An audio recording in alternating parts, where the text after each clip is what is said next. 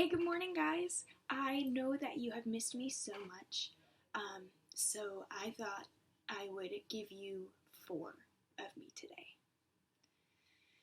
because I know that you can just never have enough of me. So here's 4 of me. Okay, I hope you guys had a really great weekend. I hope you got outside a little bit. It was a pretty nice weekend, so I hope you enjoyed it.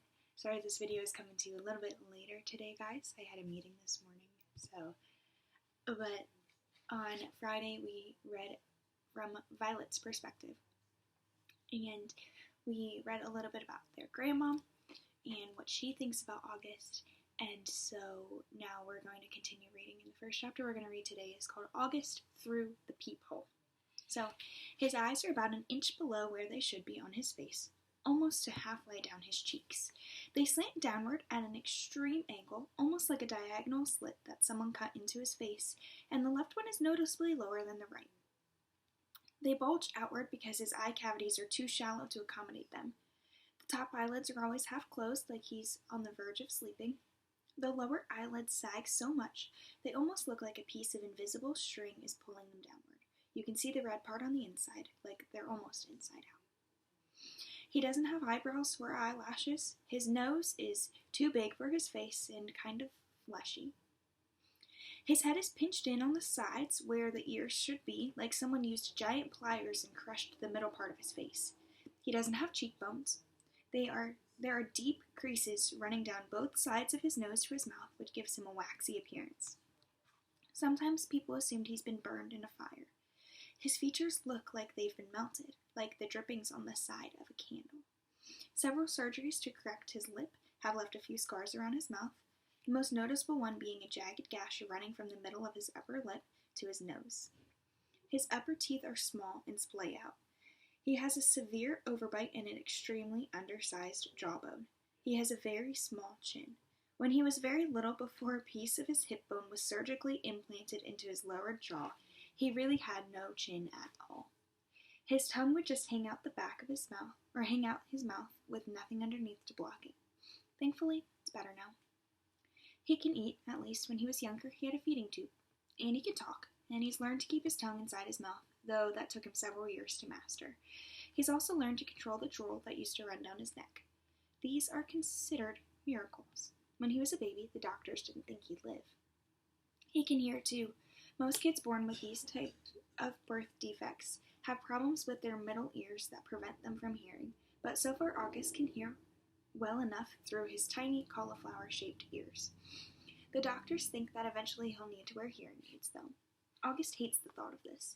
He thinks the hearing aids will get noticed too much. I don't tell him that the hearing aids would be the least of his problems, of course, because I'm sure he already knows this. Then again, I'm not really sure what August knows or doesn't know, what he understands and what he doesn't understand. Does August see how other people see him, or has he gotten so good at pretending not to see that it doesn't bother him? Or does it bother him? When he looks in the mirror, does he see the Augie Mom and Dad see, or does he see the Augie everyone else sees? Or is there another August he sees, someone who just dreams behind his face and head? Sometimes when I looked at Grans, I could see the pretty girl she used to be underneath the wrinkles. I could see the girl inside the old lady walk. Does August see himself as he might have looked without that single gene that caused the catastrophe of his face? I wish I could ask him this stuff. I wish he'd tell me how he feels. He used to be easier to read before the surgeries. You knew that when his eyes squinted, he was happy. When his mouth went straight, he was being mischievous. When his cheeks trembled, he was about to cry. He looks better now, no doubt about that, but the signs we used to gauge his moods are all gone. There are new ones, of course. Mom and Dad can read every single one, but I'm having trouble keeping up. And there's a part of me that doesn't want to keep trying. Why can't he just say what he's feeling like everyone else? He doesn't have a trach tube in his mouth anymore that keeps him from talking. His jaw's not wired shut. He's 10 years old. He can use his words. But we circle around him like he's still the baby he used to be. We change plans, go to plan B, interrupt conversations, go back on promises depending on his moods, his whims, his needs. That was fine when he was little, but he needs to grow up now. We need to let him, help him, make him grow. Here's what I think. We've all spent so much time trying to make August think that he's normal that he actually thinks he is normal. And the problem is, he's not. So the next chapter we're going to read is called High School. So we're going to look into Via's school. What I always loved most about middle school was that it was separate and different from home. I could go there and be Olivia Pullman, not Via, which is my name at home. Via was what they called me in elementary school too. Back then everyone knew all about us, of course. Mom used to pick me up after school and August was always in the stroller. There weren't a lot of people who were equipped to babysit for Augie, so Mom and Dad brought him to all my class plays and concerts and recitals and all the school functions, the bake sales and the book fairs. My friends knew him, my friends' parents knew him, my teachers knew him, the janitor knew him. Hey, how you doing, Augie? He'd always say and give August a high five. August was something of a fixture at PS 22, which is the name of her elementary school. But in middle school, a lot of people didn't know about August. My old friends did, of course, but my new friends didn't. Or if they knew, it wasn't necessarily the first thing they knew about me. Maybe it was the second or third thing they'd hear about me. Olivia? Yeah, she's nice. Did you hear that she has a brother who's deformed? I always hated that word, but I knew it was how people described Augie. And I knew those kinds of conversations probably happened all the time out of an earshot every time I left the room at a party or bumped into groups of friends at the pizza place. And that's okay. I'm not always going to be the sister of the kid with the birth defect. That's not the issue. I just don't want to always be defined that way. The best thing about high school is that hardly anybody knows me at all, except Miranda and Ella, of course, and they know not to go around talking about it. Miranda, Ella, and I have known each other since the first grade. What's so nice is we never have to explain things to one another.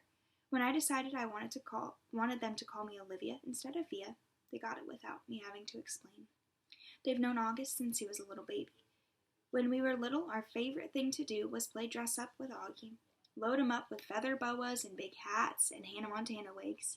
He used to love it, of course, and we thought he was adorably cute in his own way. Ella said he reminded her of E.T. She didn't say this to be mean, of course, though maybe it was a little bit mean. The truth is, there's a scene in the movie where Drew Barrymore dresses E.T. in a blonde wig, and that was a ringer for Augie in our Miley Cyrus heyday. Throughout middle school, Miranda, Ella, and I were pretty much our own little group. Somewhere between super popular and well-liked. Not brainy, not jocks, not rich, not druggies, not mean, not goody-good, not huge, not flat. I don't know if the three of us found each other because we were so alike in many ways, or that we found each other. We've become so alike in many ways. We were so happy when we all got into Faulkner High School. It was such a long shot that all three of us would be accepted, especially when almost no one from our middle school was. I remember how we screamed into our phones the day we got our acceptance letters. This is why I haven't understood what's been going on with us lately, now that we're actually in high school. It's nothing like I thought it would be. We're going to stop there because the next chapter is a little bit longer, so I don't think we'd be able to get through it in our 10 minutes. So we're going to stop there, and we will continue reading tomorrow. I love you guys, I miss you, and I hope you have a wonderful, wonderful day.